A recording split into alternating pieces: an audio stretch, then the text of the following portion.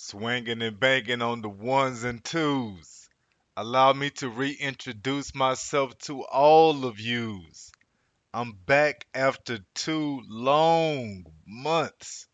Yes, it is me, your boy, Kendrick Avant, the agent of gratitude, and this is your new podcast, Disabled But. And yes, I have a story to tell. Yes, the Queen and kids will be joining me to tell y'all all about Ecuador. But oh my gosh, first, we have got to do the very first interview here at Disabled But. And the interview will be with a queen from Kentucky. Folks, y'all have got to meet one sick bee.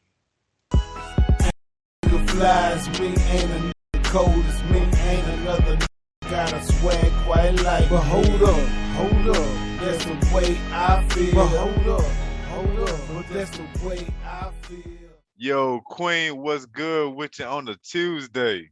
Good morning. How are you? I can't complain this morning, man. I woke up, I ain't got no job, so I ain't got nowhere to be. I can enjoy myself and do all the anythings and everythings I want to do all this week. I'm loving this. I got a whole week off. Whole week off. I don't think you understand, sis. I got a whole week off. I ain't. Oh, I get it. Oh, wait, you're recording it. Oh, wait. Pause Oh it. no, you Pause can it. go. No. Oh, I'm gonna say we can go on. Cause I'm Well, only selecting and picking things out to go into right. the thing. I was gonna say I was actually getting ready. Go ahead. Okay, so you were telling me about about how you want to do the 20 year, the My 20 20 years year anniversary yeah, there we go. is my 20-year anniversary is between September 9th and 10th. 20 years ago, approximately this same exact time, 20 years ago, I started having problems. I couldn't feel the whole right side of my body went numb. My legs and my arms were numb, tingling, burning. My bladder and bowel had frequent urgency of bladder and bowel. And I fell down the stairs and my daughter landed on top of me. And I went to the doctor, pediatric doctor, because I was pediatric juvenile, multiple sclerosis. And they first had told me at 9 that it was arthritis. And we went back to the doctor. I was having vision problems after I had fell down the stairs. And they told me that it was optic neuritis, and he only seen it in certain type of patients. And he had a friend that was a neurologist that he could send me to. And when he said the neurologist's name, we're like, oh, it's fine. We're going to him tomorrow. As soon as I stepped into the neurologist's office, he asked me to go straight over to the hospital. That's where they begin to do MRI, spinal tap, CAT scan, and a couple other things. I cannot remember exactly. And then between, I believe it was on September 10th, he came in that morning and he was like, oh, you have multiple sclerosis and you'll be okay, and tapped me on my leg. God, and how old were you how old were you when that happened? 17. Man, so you got diagnosed early in the game. Yeah. I had my first symptoms were 9. At the age of 9, I was having urgency, frequent bladder, and for some reason, like I would get real stiff and didn't know what was going on. I couldn't, so they tested me for Lyme disease, and a couple other diseases, and they pushed it off to juvenile arthritis. So that's what they did, and they didn't test me back then. Depending on what your social and economic status was, they didn't test you for multiple sclerosis. Okay. Yeah, I damn sure get that. Yeah, I could damn sure dig that. Whenever did you have a bunch of falling and everything before the age of 17? Or was it just the stomach aches and stomach pains and stuff? Did No, you no, I have didn't the have. clumsiness? I had mostly before 17. I would fall. I would have lots of falls, clumsy. My gait was off balance. I was weak. The difference with my bladder, then I still have sometimes the same symptoms with my bladder is instead of maybe bladder, instead of, I basically couldn't use the restroom. I had to get capped at the emergency room at like 10 or 11 a few times because I couldn't empty my bladder. Now, presently, today, 20 years later, I do cap every group when I'm having problems using the bathroom. You know what? That's the state. what stage are you actually in right now? So 20 I'm years later, what stage are you in right now? primary progressive. Okay, I'm at the part because that's where I'm at right now with the girl sis. The man, that bathroom issue gets to be so crazy. People love to ask you, man. I know the walking is bad, is the pain bad. I'm like, yo, doc, I can put up with Bladder. no walking. I can put up with the pain. It's that bladder issue. That's It's the like bladder. that affects that affects that affects Everything. where you go, how you go, that Everything. how You you have feel, to you know where feel the about bathroom's at when yourself. you walk Yeah, in the building. how you feel about yourself, everything. Like you already know when you leave the house, like, all right, when I leave the crib, how long is the drive gonna be?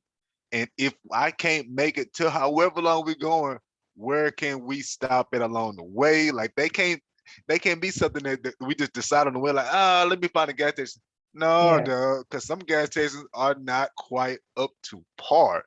Yeah. Shit. I mean, we were in Ecuador. That's one of the bad things was in Ecuador. We were in the city called called Guayaquil. I always pronounce this shit wrong. Guayaquil.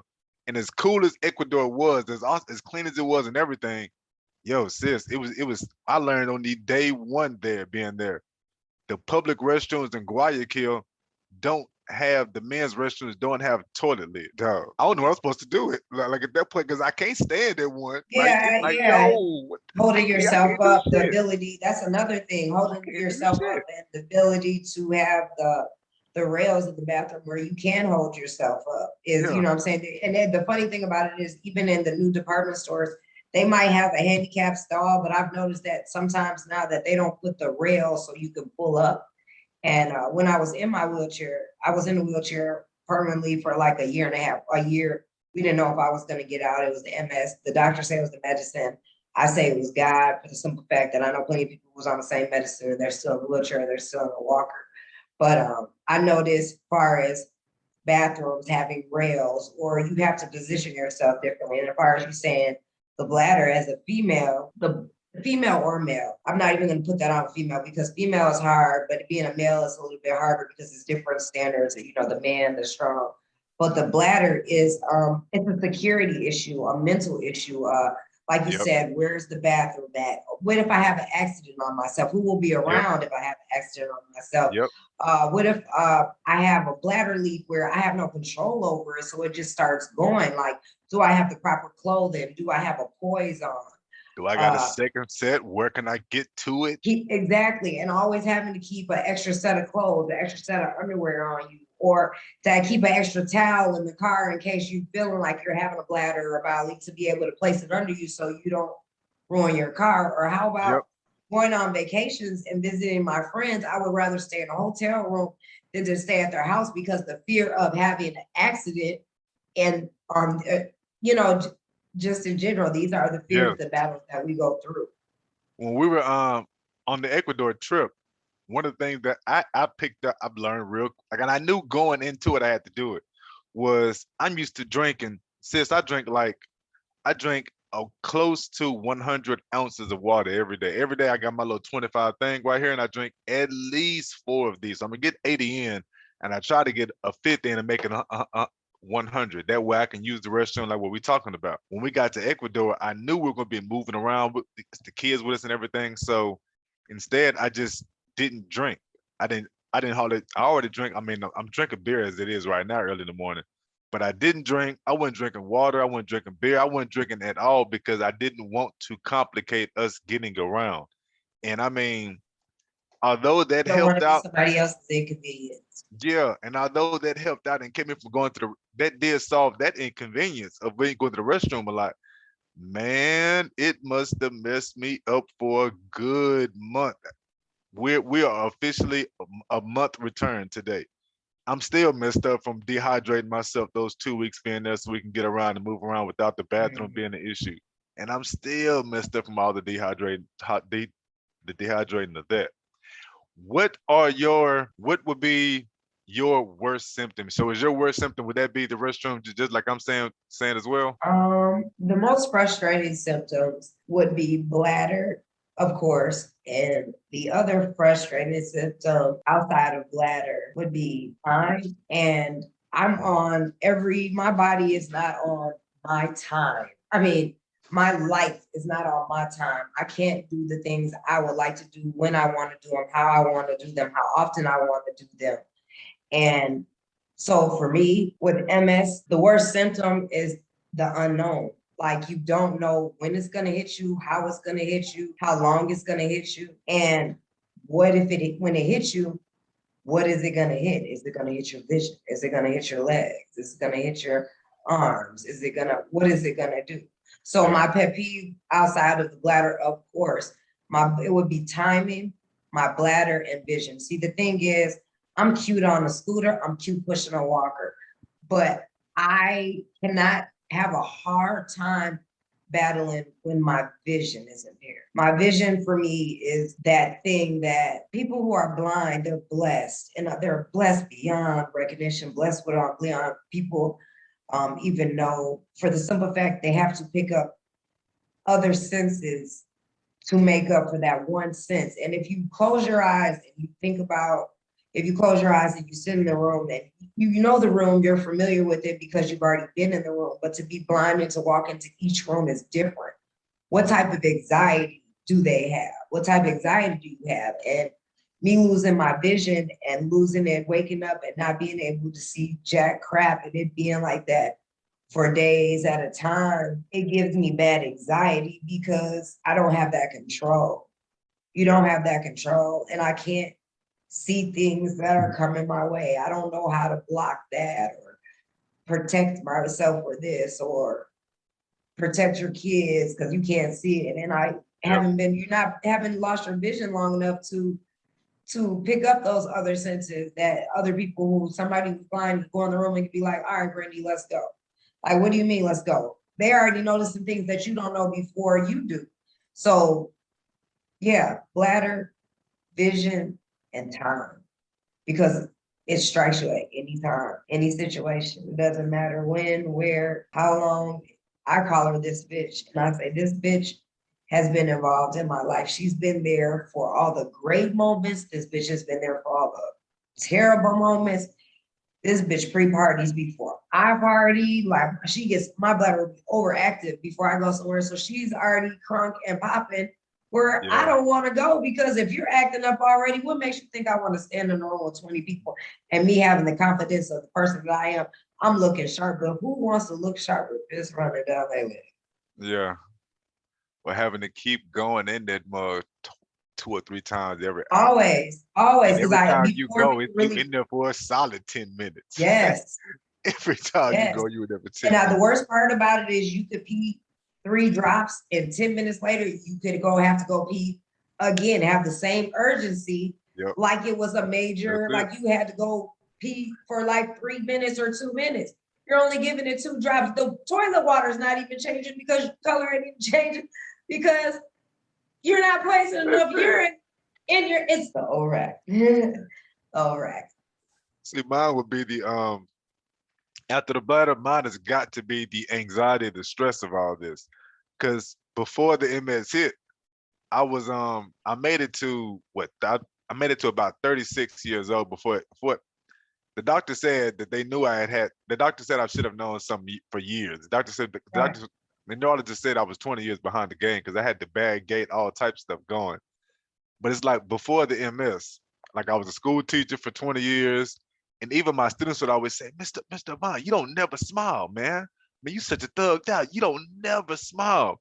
Cats thought I was the blood because I would never smile. I'm always wearing red. I ain't no blood. I just wanted to be a Kappa because my daddy was a Kappa, my brother's a Kappa, my uncle's a Kappa, my uncle's cousins are Kappas. I ain't no I Kappa feel because you. I got into a fight Because with my Kappas. cousins are Couldn't deltas play and nothing. AKAs.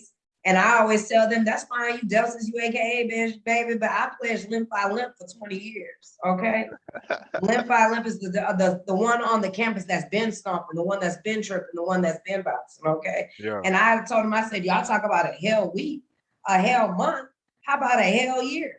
How about a hell 2 months? life. I've been Yeah, through all of the going getting through it. jumped into the limp by limp, yeah, sorority, so I get it. Yeah, that's exactly what came through with me. With your multiple sclerosis, so you got yours so early. I had no idea the difference between wellness and health before I got this damn illness.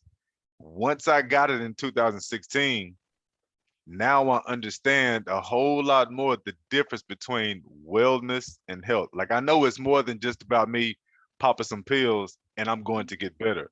I know I got to look at my mindset. I got to look at my heart. I got to keep my spirit up in addition to the body. So Like before then, I never paid attention to all this shit. Were you already up on game of the differences, or did MS like kind of show you, teach you that? I'm gonna be honest, and I probably shouldn't say this, but I'm so authentically me that it is what it is. I can get prejudged when I care. I got diagnosed at 17. So to be honest with you, I knew wellness was important and I know health because you have diabetic grandparents, you have people around you that are sick. But I think the way that I coped with my illness, being so young, I didn't stop eating what I wanted to stop. I didn't stop eating certain things. I didn't stop drinking certain things. I can be honest. I had changed my health diet because somebody in my family had some diabetic and some other health issues going on. So that's what helped me change because of their disease. My job had my disease longer, but I still suck. I suck because I go through so much day in and day out. I refuse to not live the way I want to live, which sounds terrible because in order to keep living, you have to eat well, you have to not drink, you don't have to smoke. So I did a post and it was like things that make you, I can't remember my exact words, but things that that are unhealthy for you, but you still choose to do them. Well, I can admit this tobacco stick is the worst thing ever. But let me tell you a story about how this tobacco stick came in my life. I was sick at 17. I spent so much time in the hospital. And I noticed that the only way that they were getting out of those four walls in the beds was Going this. outside to smoke. So not during that actual flare up. My grandmother already was a smoker. So when I was younger, rest in peace, she died from COVID. I used to sneak a cigarette with her. So and I used to be like, oh, it's not that bad. And she's like, girl, you don't need none of that, da da da da da. So during my flare up, one of the girls that had MS, she was going out and she was like, well, see you later, Brandy. And I'm like, you're going out. And she was like, yeah. She was like, you want to come? You can come out with me and we're going to smoke. And I'm like, I just wanted to come outside. So I was like, oh, okay, I'll go. What did I do? I picked up something that tears your body down even more, even with MS, even more. But in my mind, it was my out. It sounds sick and stupid, but it was my way out of feeling confined, feeling confused, to have to keep on explaining over and over and over all day to nurses and doctors. Hey, this is going on with my legs. Your legs still feel the same. Can you still do this? Push right here. Push this way. Push. Can you feel the bend? You get tired of that. And Yeah. when you're young, you have no patience. You are already flipped out of your mind. Teenagers are flipped out of their mind. Okay. So being flipped out of your mind and then being a teenager and like the old people saying, wet behind the ears or smelling your own piss, or however each way it was, that was my way out. So for you to tell me that I wasn't going to smoke a cigarette, but you can't tell me when I'm going to start walking again. You can't tell me when I'm going to see again. You can't tell me again when I'm going to be able to feel my legs. You're not going to be able to tell me when I can feel my arm. But this, you won't control, but it ended up tearing me down. So they say, you know better, you do better, right? Well, I know better. I consider myself doing better by cutting back and cutting down. The only problem is when you get stressed, what do you go Pick to? it back up. Yep. What do you go to for comfort? So you pick it back up. So yes, that is something that now I'm more conscious of working on that I wasn't before. But like I said, it's a sorry excuse. But definitely a sorry excuse to that. There's no reason for that. But at the time, in my mind, like I said, with that young teen mind, that was the one thing that I could control that you could control. And I knew that it was plenty of nurses, plenty of CNAs who that if they wanted to already to go on and get a break because they're already stressed for the day, but to have a patient that wants to go out and smoke too, that means they can smoke too. I always knew it was a nurse down the ride. So I always knew that I was going to be able to I remember doing 6 weeks and not being able, like I said, to move from the waist down and having the whole function of the right side of my body, but I could use my left hand to hold a cigarette and to get outside to see the light, not outside the window of your room and see another buildings, but to actually get out and to be able to hold your head back and be like, See, everything you just said was the nail on the head when it comes to that. If you know better, when you know better, you do better because you got your square and your sis. I mean, it's it's not even, it's 10 o'clock here. And I started up on this around 4:30 or 5. And it's just like, I know that drinking like this makes my symptoms worse. But Jesus Christ, drinking like this relieves and takes some of that stress off of dealing with these nonstop symptoms. So it's I no longer even think about. I write blogs. I got my blog, All Things One Love, where I talk about a bunch of this health stuff we're talking about right now, dealing with this multiple sclerosis and everything. And I'm always open. I talk about how I know this liquor, this drinking, this beer, it has that candida fungus on it. It's going to make the inflammation worse. Like everything shows it's worse. When I do my gratitude journals, I got entries. I can look at where I'm looking at like, damn, I drank a whole bunch that night, and I don't even feel like I'm like I have a hangover or anything because I got multiple sclerosis. Like I can drink all day and all night and not feel sick because shit, I'm already goddamn me sick. But that being the case, man, I do not shit. We talking about right now. I'm drinking like this, right? I did good all last are week. you can I didn't you have any edit liquor yours, don't last you? week. You Did edit I edit yours? mine? Yeah, Yeah. I edit Oh, mine. I yeah. I edit was gonna mine. say you cut all that out. Oh well, Yeah. shit. I put all that. See, I edit mine, but I don't. I leave all this shit because I'm real open about the Yeah. demons I I mean, deal but with you don't already. have to. You Yeah. ain't gotta.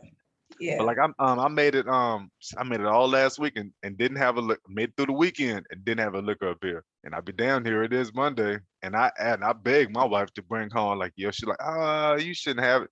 No, man, go and bring that in. I need that, and I will not drink all 12 in one day. I promise I'll go slow. But yo, I gotta have something, and that's because that neurosis is going from my toes all the way up to my goddamn thighs, where it's just like shaking and that you feel like it's on fire and somebody just hammering them mugs. You don't know what they move about us. So they keep trying to your legs keep trying to cross and do that stuff by themselves, and you just like, yeah, man, that I can't even sit up in my wheelchair right. This I mug mean, hit I so hard definitely today. understand. Just sitting in a chair, I constantly have to move to adjust. I move my legs. I noticed during podcast episodes, I use some of the record the visual, and I'm moving. I'm this way, that way. 2 minutes later, I'm adjusting myself in that fashion, or it is because of being comfortable, or what level of comfort can you get to. To make it to the next moment. To We make it to the next People moment. don't realize that MS is moment, scenario by moment.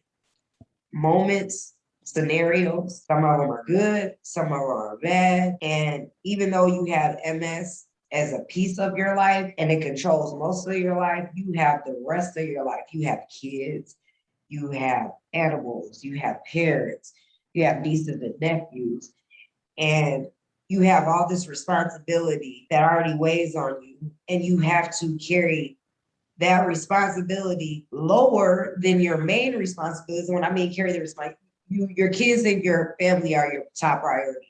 Your health and give you right is your top priority. You're supposed to carry them at the same thing.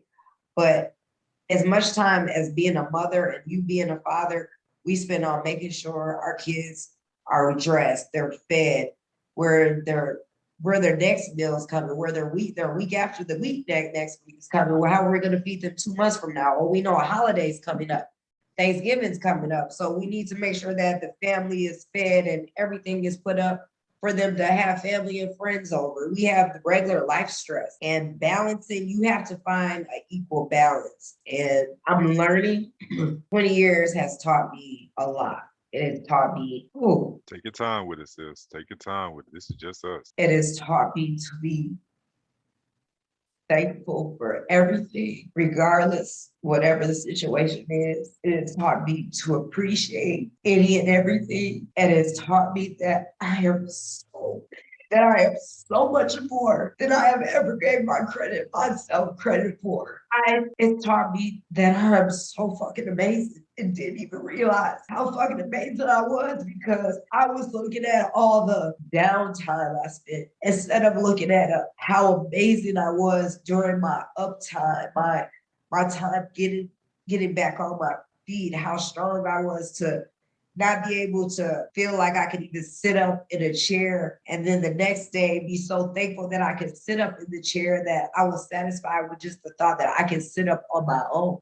It has taught me that MS already does me in so bad that I can't accept nothing less than great from anything or anybody I'm around. I didn't choose this battle. It chose me. So just know me and this bitch are going a lifetime together. And whether she likes it or not, I'm gonna be so fucking happy. So she better pick what side of the fence she wants to be on. I like that. That brings us, that was a perfect segue right into your podcast.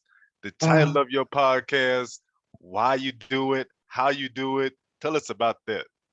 I have a podcast called One Sick Bee. The number one, the uppercase S, I, C, uppercase B. Took the K off because we hood, we gangster. I came from the urban city. We don't need the K.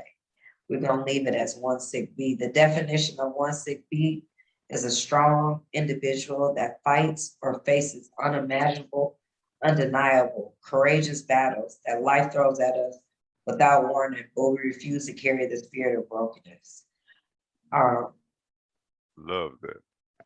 I've been through so much, and I had a dark time with my flare up. And in the middle of my flare up, I said, it's so many people out here going through this. And like I said, I got diagnosed at a young age. So I didn't know that there were places and podcasts and things we could reach out to, because at that age, you don't care about, I wasn't wearing anything that had MS on. I might wear an orange shirt, but baby, it's not going to say MS. It might say, go girl, you got it. She's doing it. Anything other than that. So once it be, I knew that I wanted people who are in my position, who feel like they're in it alone or didn't have anybody who kind of really resided with it. Because I noticed a lot of people, I'm not knocking them at all, because there is joys with MS. Life is supposed to be the abundance of more, but it just seemed like everybody was so smiles and cheers, and that's fun. But I wanted to create a podcast that says, no, okay, I wanted to create a podcast. One 6B mission statement is that it empowers, educates, invokes conversation between kings and queens thriving with multiple sclerosis and other autoimmune diseases, and to certify and salute the other many one sick bees. There are so many one sick bees that have autoimmune diseases who they have jobs. There's doctors, there are lawyers, there are artists, there are teachers, that are all thriving with these autoimmune diseases. So they need to be saluted. Like, you're getting through life, this hard life already is hard. And then you have this other battle where your body is basically fighting itself. Who salutes you for being on the top of your game with your autoimmune disease? Who says to you that, hey, you got lupus, you got MS, you got you got rheumatoid arthritis, Fibromyalgia, yeah. you got fibromyalgia, you got Crohn's, but bitch, you doing it. Or kid, you're doing it. You're thriving and you're looking good doing it. Who certifies and salutes us and says, even though you're going through this unimaginable, undeniable, courageous battle that life threw at you without warning, and you refuse to carry the spirit of brokenness, who else better to certify than somebody who's walking in that path too? Yeah. And that was important to me because I felt like we're invisible. And that is so not fair. So not fair. Because these people that I interview, these people such as you that I'm running into, that I came in contact with, their spirits, their energy, could feel, I get it, celebrities, they got the top level, they're a celebrity, they're this, they're that. But what about the everyday people who make the world go round?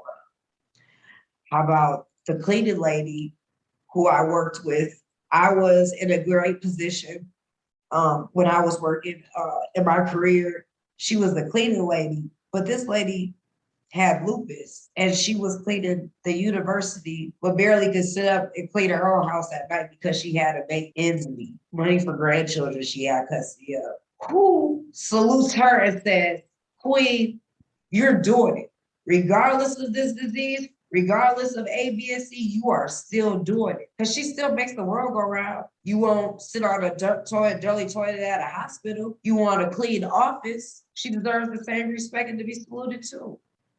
So who else better to give it to somebody than somebody who's going through the same thing and can see that you are more than this disease and that you're killing it with this disease? I don't know. That was my focal point on Creating One Sick Bee. I wanted people to see us. I wanted them to know that we are more than these autoimmune diseases. You see us in these wheelchairs, you see us in these scooters, but do you see that we have graduated college? Do you see that we have become educators and are educating your kids?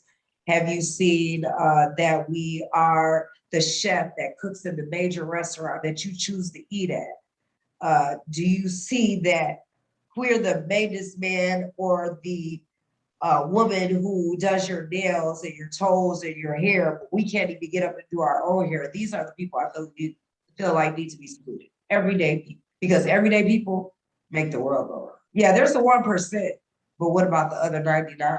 Yeah, I like that. I dig all of that. I dig all of that. If there was one thing about this fight that we have that you wish you could let everybody else know, what is the one thing that you could share about this multiple sclerosis? I'll give you mine. I wish people could see that as much as these disabilities and limitations are, all they see are the disabilities and limitations.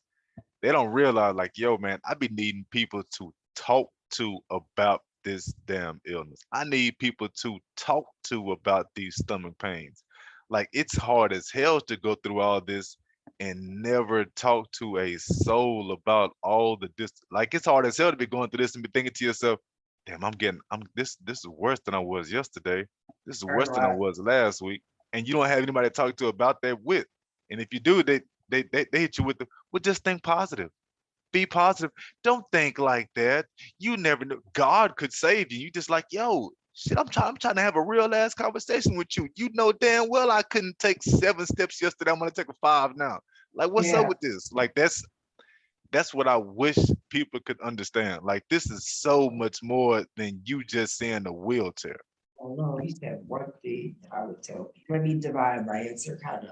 If you have just been diagnosed or you have MS, the one thing that I would tell you is strap on and put your big girl or your big boy britches on, because this ain't the game. This is not a game for the weak. The weak does not survive. Only the strong survives with these autoimmune diseases. So put your big britches on and realize that your life will be different. But if you take control of your life, the parts that you do have control over, it can be so much more than even what your life was before, because you're going to learn a new set of life rules that you thought you might have do before. Because a lot of people, they'll sit and they'll quick to point or judge somebody for how much or how little they can and can't do, what they can and can't do, how they look, how they're walking. And then you sit back and they get diagnosed and they're looking around and they notice that they're just like the other people that they reported their figures at. For people who are not diagnosed, I just want you guys to see that we're just as awesome as y'all, and if not stronger, better. Coping skills are unimaginable. 24 hours in our shoes, you would crack. How strong are you really? Hey, these autoimmune diseases, they'll show you you're straight. Been 24 hours in our shoes. And realistically, that's not impossible. So tie one arm to one leg and walk using the opposite side, which is not your dominant side. Put an eye patch over one eye and put a bean bag underneath your heel in your tennis shoe and walk around like that for 24 hours. How does it feel? What are the reactions you're going to get? And then after that, welcome to our world. We do this all day, every day.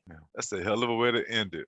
Well, Brandy, I appreciate your participation, rocking with us today. A thousand thank you for coming with us today.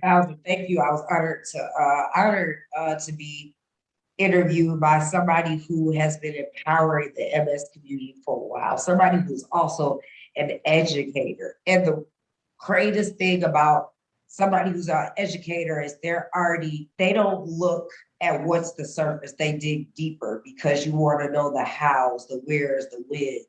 And for somebody to become an educator, but want to also educate people who don't have an autoimmune disease, and saluted you definitely as a king for having primary progressive and being a male warrior and going through these battles and being able to speak up your truth and not say, I don't give a damn, I don't give a hell who looks at me, how they look at me.